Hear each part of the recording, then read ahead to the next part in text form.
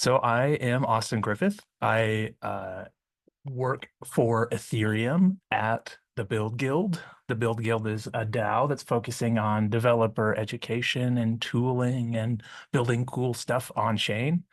Our main curriculum after today, after you learn how to get started, definitely head over to Speed. Oops, what am I doing? Definitely head over to Speedrun Ethereum.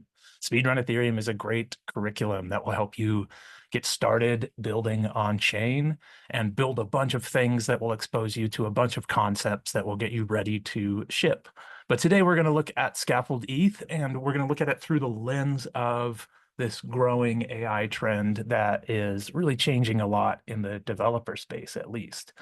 So Scaffold-ETH is a tool that helps you build apps, but it has this debugging feature built in that will help you to test your assumptions and try things and sort of not know everything going into it, but have the ability to try things and learn how to test your assumptions. So let's just jump right into that. I've done this already. I've run this npx create ETH latest over here. And then we brought up our local blockchain with an ETH or Yarn chain. And then we brought up our local front end with Yarn start. All of these instructions are right there at scaffold-eth.io. If you get into the docs and follow along, or get into the repo and follow the repo, it's all right down here. I kind of did this npx create ETH, then I did a Yarn chain, then I did a Yarn deploy and a Yarn start. And all of these things will get you ready to go. Let's just do that Yarn deploy right there. That's going to deploy our example contract, and then we can go dink around with it. And that's kind of the heart or the starting piece of Scaffold-ETH is you have your contract here, and let me zoom in just a little bit. And then you have this interface where you can try things right over here. Okay, let's get into it and try a few things. So in particular, there's this debug contract. So this is kind of the starter kit for making an actual app. And this is really cool because you can tinker around and kind of just be learning and feeling things out. And then once you get it figured out, you're very close to just like shipping an app to production if you want. You can kind of push this to Vercel and push your contract to a live chain, and voila, you've got a live app. So let's look at the heart of it. The heart of it is being able to talk to your smart contract and try some things, tinker around, right? This is also a familiar loop you might find in Remix. So Scaffold-ETH and Remix are very similar in that they can help you tinker with Solidity and get a footing, but also like deploy contracts while you're at it. And in this case, also deploy a front end. So the thing that I really want to get, and we had a session, I think Thursday or Friday, and the thing that I really push there is tinkering. And I want to show this one more time real quick. So if you don't know Solidity yet very well, if you're a coder, you'll pick up the syntax pretty easily. And you can go to Solidity by example and just go through these concepts, pick a concept and go learn it. And what you can do with tinkering is just kind of grab, let's say we're going to learn mappings, and we're going to figure out what this mapping is and look what this get and this set is, right? We can just copy these right into our contract, okay? And just hit paste and hit save and hit deploy and then go tinker with it, right? So what we added there was some new mapping that should show up. Yeah, right here. Here's my map, right? And it takes in an address. So I can pass in an address and read the value. And maybe we want to do something like set the my map for some address right here. Let's just set it in the constructor. It'd be my map, not message.sender, let's say owner, just to show that this works, and set that to 42 and deploy it, right? So you have the ability to really tinker with stuff. This is all on localhost. This is just you messing around, trying things out.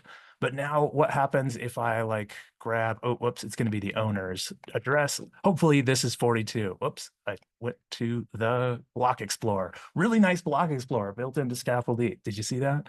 But there we go. We're able to, set the mapping for this guy. The key piece that I'm trying to show you here is that you can learn Solidity very quickly by going to Solidity by example or grabbing the docs, bringing something, some new concept in that you find into your contract, and then kind of just tinkering around with it. Whether you're using Remix or Scaffold-ETH, you make a change to your contract, and then you see it in the front end, and you can dink around with it and make sure it does what it needs to do. For instance, in the session that we had last week, we did this thing where we had an owner of the thing, and then we just made sure that only the owner could call a certain function. And we did that by calling the function here and then creating an incognito window, which actually creates a different burner wallet. This is kind of this account here. We're using burner wallets, which are really nice for local dev. And every time you create a new incognito window, you're actually getting a completely new wallet, which is really nice because then you can have all these characters that you can kind of attack your contract with. Okay, but we did that already. Let's say that you got the syntax down. You may not even need to have the syntax down, which I think is the cool thing that we want to like lead into here when we're talking about this age of agency. You need to kind of be able to think algorithmically a little bit about what you're trying to build, but you can prompt cursor and it will do a pretty good job of writing your smart contracts for you, which is kind of scary and kind of cool all at the same time. But this creates a new agency for humans also. You at home can now think more at a little bit higher level. Instead of thinking of exactly what this Solidity needs to look like, I need to start thinking of what I want my protocol to do, right? And so if we kind of like follow that, let's pull that thread a little bit and go through it as we dink around here with Scaffold-ETH. But I'm going to be thinking less and less about the syntax of Solidity and more about what I want this thing to do, and prompting chat or prompting cursor, who will probably prompt Claude to help me with that code. And I still need to know, the ins and outs. There's some small details about Solidity that you have to be careful with. For instance, sending ether. If you were to just prompt cursor to send some ether, they're probably going to not use quite the right function. They'll probably use transfer.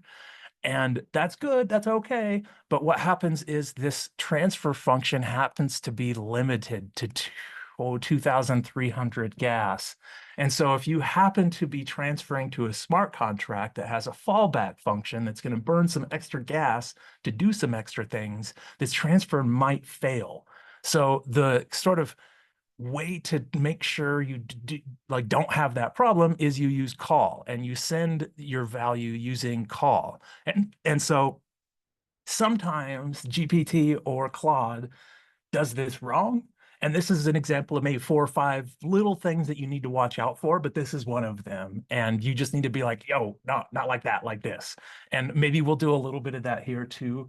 But let's dig in and look at how we might go about building a protocol, thinking through what we want to do. So let's get rid of this map. We don't need this mapping anymore. And really, I could clean out a bunch of stuff in here. There's a lot of examples here, just like fallback functions and, owned withdraw functions. And it's a greeter that you set the greeting, and you see if you send in some money, it's payable, and you send in some money, it flips a bit. Just kind of like a lot of really good examples. But let's just kind of think through what we want to show, what we want to do here. So let's say it's the age of agency, and I have an old laptop laying around with a GPU on it. I want to use that laptop as an agent, maybe even like an oracle to a system. And so what I want to do is think about what part of this system I want to build will live on chain, and what does its on-chain presence look like. You really need to think about what has to happen on chain and what happens off chain. And that's when you really start figuring out your protocol and what it looks like. And then you start kind of building it out. So what I'm thinking is I want to make like a GPT-like app. I want to make an AI-powered app that's on chain, right? So I want to deploy a contract maybe to like Base or Optimism, and I want people to be able to buy in on some question. And once that question reaches some critical mass, there's a bunch of oracles that can come in and like answer that question, right? So it's probably going to be like a struct of a string and maybe some votes on it. And then maybe there's going to be some struct that is like the answer. And this starts to get like, it starts to bubble out of control a little bit when I start thinking of it in my head. So I almost need to draw it out. And sometimes I might just draw out some boxes, right? Like get a Miro board going. But what is the simplest possible way I can think of doing this is what if we have like a bonding curve for the question and people can buy into that curve and things go up and down. So really what I want to do is we're going to prompt cursor and see how cursor does here. And it's kind of weird to be prompting on a live thing, but this is the method of building a lot of stuff right now. And if you're not using this at some point, you're probably like leaving some stuff on the table. There's a lot here to learn, and this is really powerful, and it will 3 to 10x your output if you're an average developer. Let's try it. So what I think I want to do is I want to track questions as like strings. Okay, so we want users to be able to buy in on a string. So maybe we have a struct with a string and a price, and as they buy, it goes up, and as they sell, it goes down, and there is always liquidity, something like that, a bonding curve, right? It's a bonding curve, but one at a time, no calculus, please. Right? Probably did not spell calculus, right? But that's it, right? This is how we get started. We're going to throw something in here and be like, what are we going to do? Look at that. Oh, there's a struct, right? Okay, so we've got a struct with a string. Let's dive in and see what this thing builds for us. And we'll play with it, right? We'll deploy the contract locally and we'll see just how this thing works. But what I'd like to have eventually is for someone to be able to come in here and and say some question like, what is the price of oil at this certain time? And have maybe like a timestamp, and people can, in some period, oracles can be answering that, and somehow it rewards the right oracles. Like, I haven't really thought this out too far. I'm still tinkering around and trying to find exactly what I'm trying to build, and this is perfect for that. So let's see. Oh, did it die? I think it canceled. I don't know if I've had that. Let's try it again. There we go. There we go. I'm just going to accept this and we'll go see how it looks. So yeah, it looks like it's going to keep track of this. There's some content, there's some current price. I don't think we want to have an owner. Let's pull that out. No, please. Okay. Bool exists. I don't even know what that is for, but we'll figure it out as we figure it out. So there's some initial price. We see how it increments and decrements. We probably could just have that as the same, but whatever. Let's just leave it how it is. Oh, no, no. I kind of have to have internet. I don't know. This is yeah, this is you're on your own when your AI dies on you. Let's see. Okay, so we're gonna have some withdraw balance. Let's just see what happens when we try to deploy this. We're gonna get some errors. We're gonna need to clean them up, but we're kind of like dinking around here. And let's see. Previous owner here. Oh, this is unused local variable. That's fine. Oh, okay. What we have here is when we're doing our deployment, there's some extra stuff happening here that we don't want to happen anymore. And also it looks like we're passing something into the constructor. Let's check and see if the constructor takes in a value. Yeah, it still does. Okay, so we still have this owner. This should maybe deploy. Let's go see. Okay, so our contract is out there on localhost and we can dink around with it, right? We have our initial price. Notice ETH to Wei. You should have learned the concept of ETH versus Wei. We have our price increments. We have an owner, which isn't really important. But let's see, what can we do? There's a buy. Okay, so there's a buy string. Okay, there we go. So you pass in whatever string you want to buy. Okay, so we need to come up with a string. So what is the price of oil? And eventually, I think what we want to do is have like a timestamp where this is in the future, right? So we're building some other platform that is somehow building a market around what people think the price of oil is going to be. And then we want a whole bunch of oracles to say what they think the price of oil is at some certain time. And so we're like the market may say like what will be the price of oil tomorrow or something like that, right? So what is the price of oil? And this probably needs, like I said, like some kind of timestamp in the future. Like what is the price of oil? And we'll say like tomorrow at noon or something like that, right? And we would basically get that from this. So it's not there. We need to find a right. So we need to buy. Okay, so we're gonna buy. What is the price of oil? And I believe that will go here. And then there's probably some initial price that we're going to pay. Okay. And oh, we're going to need some money from the faucet. We got to load our burner wallet up. Okay. I don't know if this is going to work. We'll see. We're exploring. We're trying things. We're seeing what's new. What is the price of? Okay.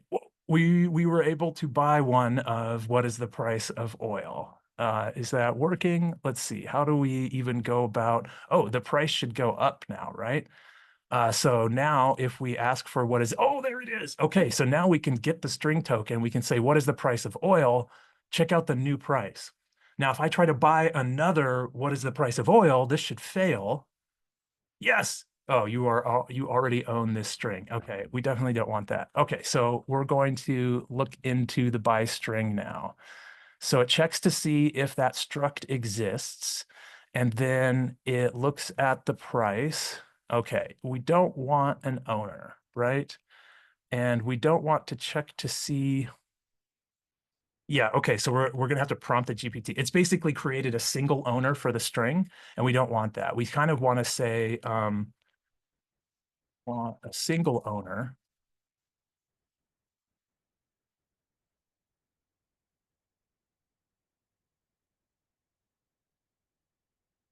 to be able to buy in and own a piece of the string. Something like that. Let's see if it figures that out. Yeah, so no more owner in there, and then a new mapping that tells what kinds of things you as an owner own. Just like a ton of code getting written here, going quickly. Obviously, you don't just like apply this code and ship it straight to production. Oh, this is crazy. Let's see. There we go. But this should, okay, so now we check to see, okay, how many shares you're buying. Okay, cool. Nope. All right. All right. I also want it to only buy one share at a time to make it simple. Make it simple.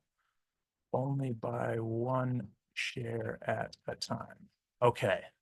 This is close. So it'll buy a single share every time. It'll always only buy one. Your shares will go up probably. There's a nice refund. This is really nice. So if we buy extra, it looks like we'll get a refund, which is really good because if lots of people are buying against the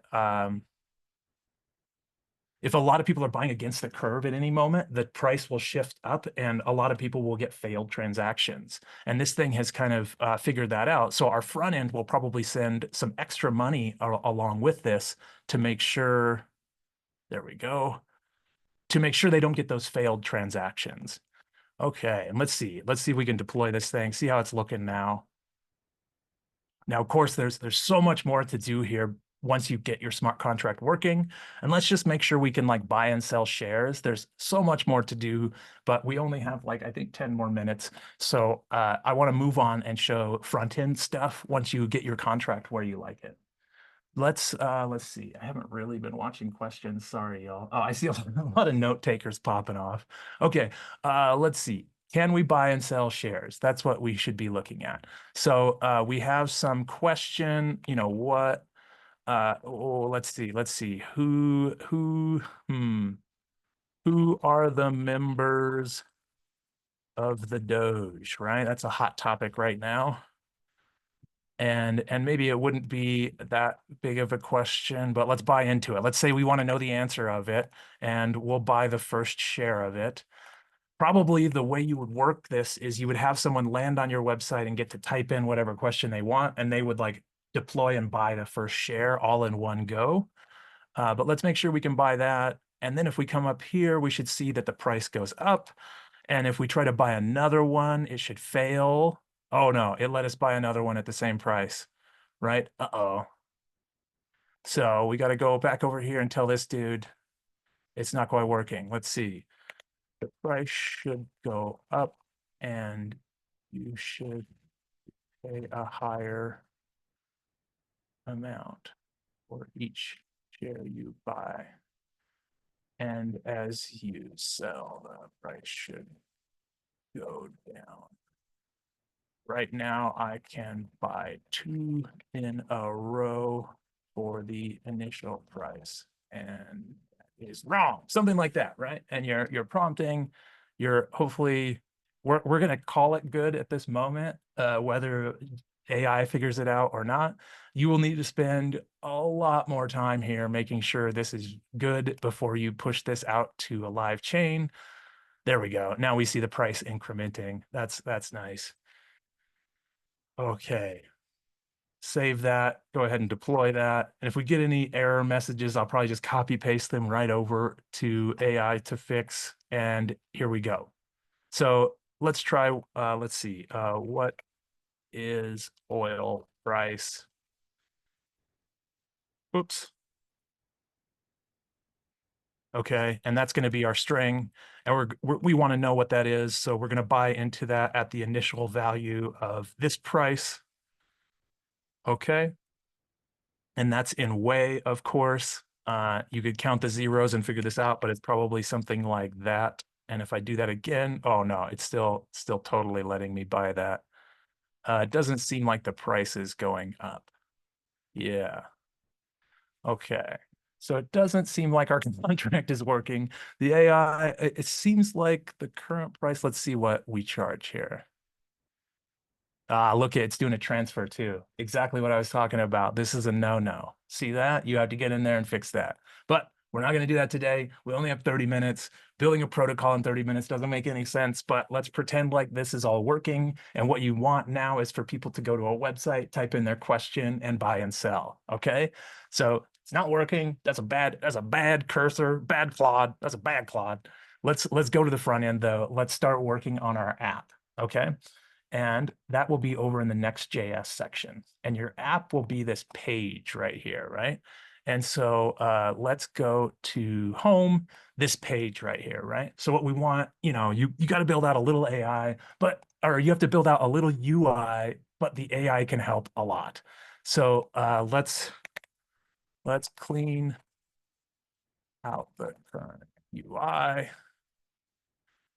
Let's have a text box where they can ask a question.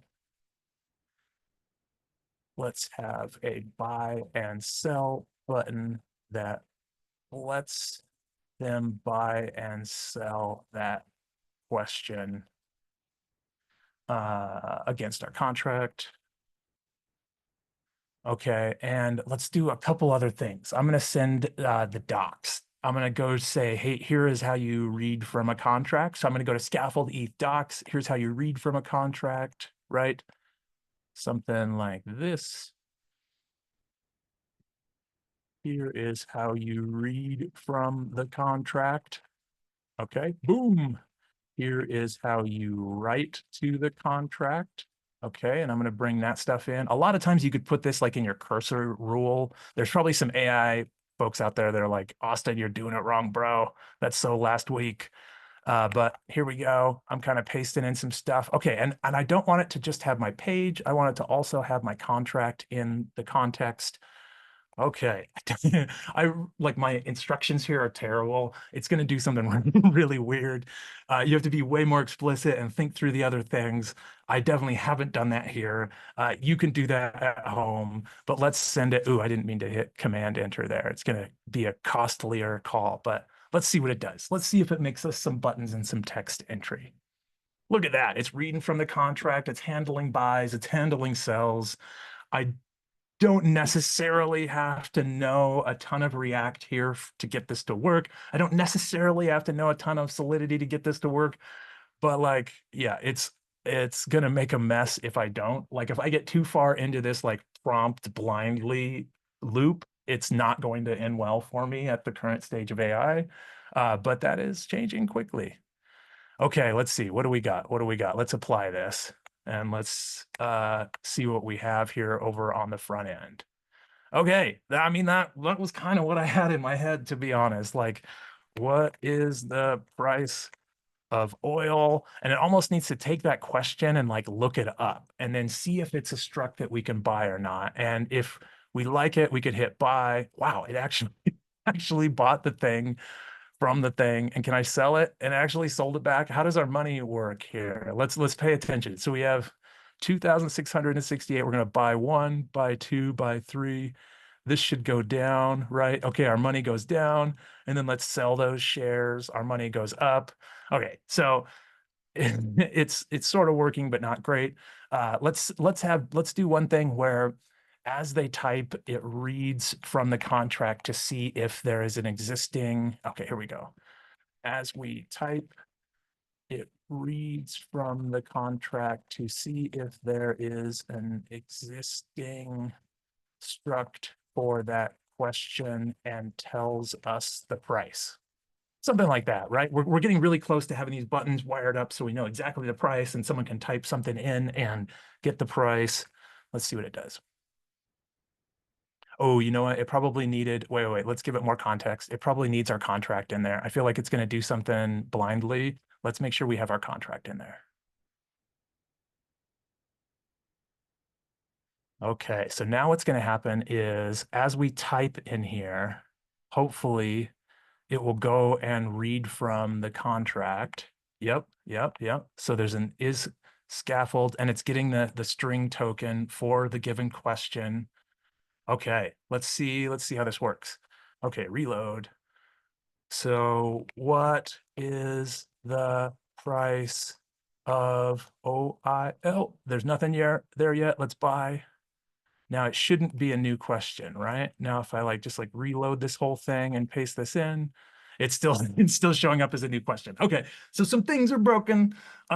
Spend more than than 30 minutes creating your protocol, your AI protocol. Okay, so then the last thing I would need to do is ship this thing to production. And the way I would do that, if you follow the docs in Scaffold-ETH, you're going to yarn generate and you'll create a deployer account. You're going to yarn deploy, and that will deploy your contract to whatever network you want. Say we're going to base. And then you need to yarn, that's putting the contract out there. You need to yarn Vercel and push your app live to Vercel. And then anyone can get on and use it. And that's basically the loop of Scaffold-ETH and how you can use Cursor and AI. In this case, I would want to write one more script. I would want to create a new script that allows an oracle to check in with the smart contract and figure out what the open questions are on the smart contract. So basically have an oracle that's reading the chain, looking to see it at some value for some question. And then once it reaches some value, they get in and answer the question or something like that. So I would have my front end, my back end, and also my oracle code. And I would launch all of those together as this AI platform protocol. A lot of work needs to go into how this is actually going to happen. I've kind of filled in a lot of the details and glazed over them, but that's up to you, the builder. The hardest part is not the Solidity. It's not the tooling. It's none of that. The hardest part is coming up with a great idea that people will actually use and implementing it. And that's up to you at this hackathon. Go get them, go do it, go ship something amazing. Thank you, ETH Global, for putting on this awesome hackathon over and over again. We'll be back. Keep shipping, keep going. Thank you so much, ETH Global. I think that's the end of my time, though. Hearts, hearts, hearts.